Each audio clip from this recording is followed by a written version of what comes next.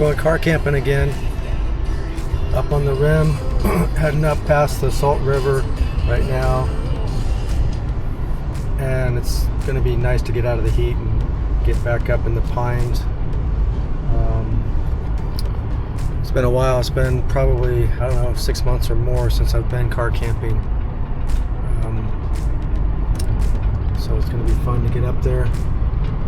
It's always nice to get up on the rim because, like right now, it's probably about 105 in the valley, and it'll probably only be maybe 75 or 80 at most up on the rim.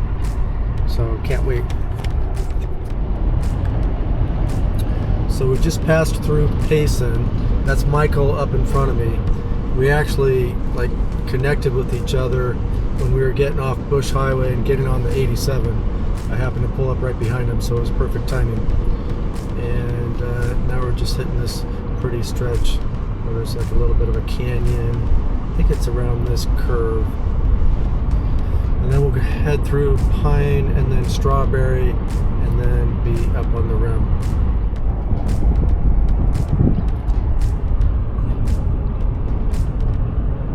Here's the canyon I was thinking about.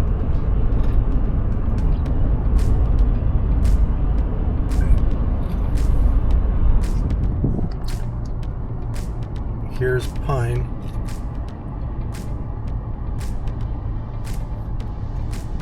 And you can see off in the distance, that's the rim. That's where we're headed. Elevation in Pine, I don't know, it's maybe around 6,000 feet. Elevation up on the rim is around 7,000 feet. So it's noticeably cooler. And here's Strawberry. Oh, that place looks cool. There's the pie shop, pie bar.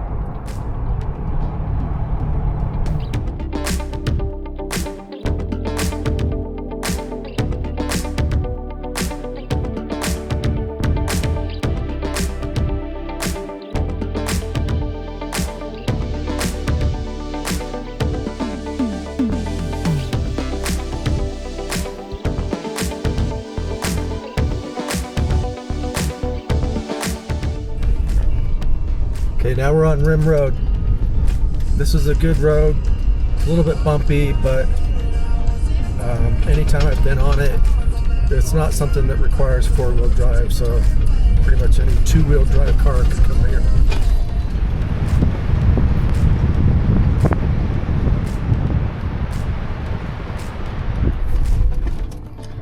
Just realized I should be recording this.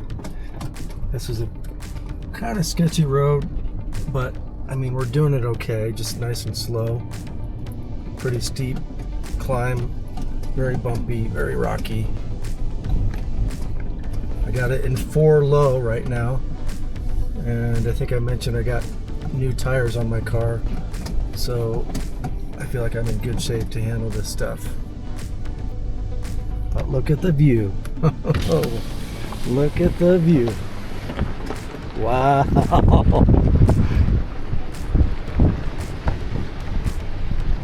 That's what I call a $1 million view. Got to the spot that I had marked on the map, and it's an amazing spot, but somebody's there. You might be able to see it in the background. There's a trailer and a truck. So we're gonna turn around and try to find a different spot, but stay somewhere here on the rim because this view is incredible.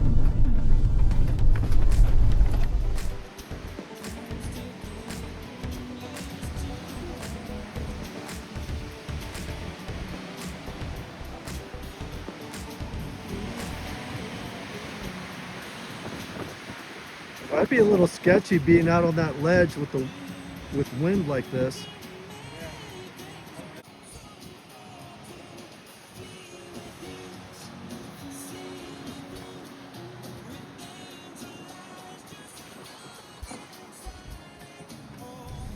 That taco seasoning's kicking in. Yeah. All right.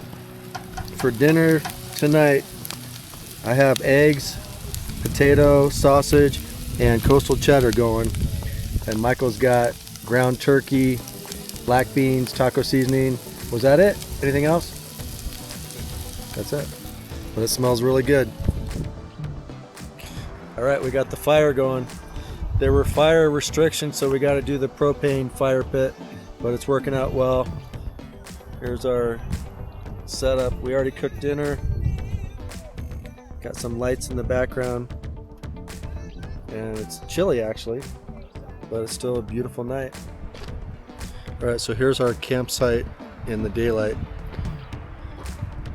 Again, just an amazing view from this spot.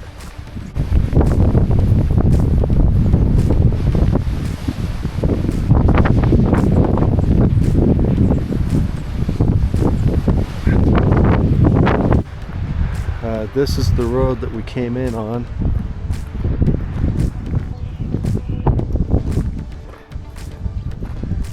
This was definitely a little bit bumpier, definitely steeper. I think probably it'd be best to have four-wheel drive on this road. It got steep over there. There was another spot where it was pretty steep. The original spot that I pointed out that we were trying to go to was up that hill over there, but somebody was in that spot already. Anyway, this turned out great, but now we're packing up to head home. But we're gonna do it again in a couple weeks with the boys. Can't wait.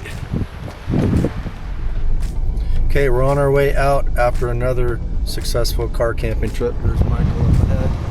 Sorry, there's Michael up ahead.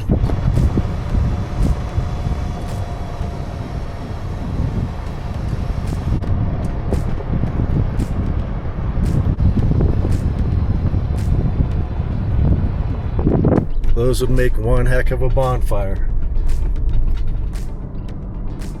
All right, we're back on the 87. Michael's behind me now. He wasn't kidding. He said he had a bunch of rocks in his tires, and I can hear all the rocks coming out of my tires. Anyway, it's been a great trip. One more sunroof shot for the road.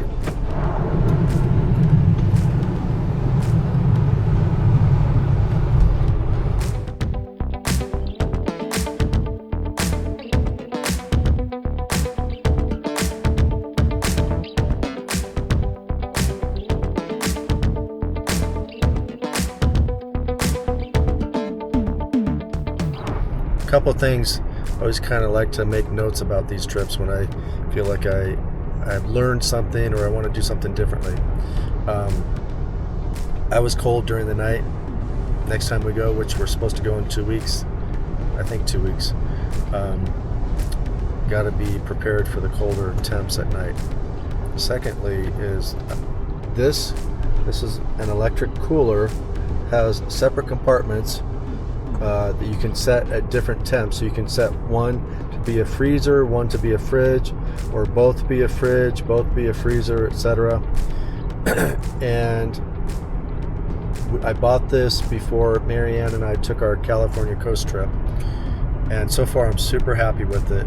I've wanted one of these for a long time, and I always just didn't want to spend the money because they were like, you know, $300 on up.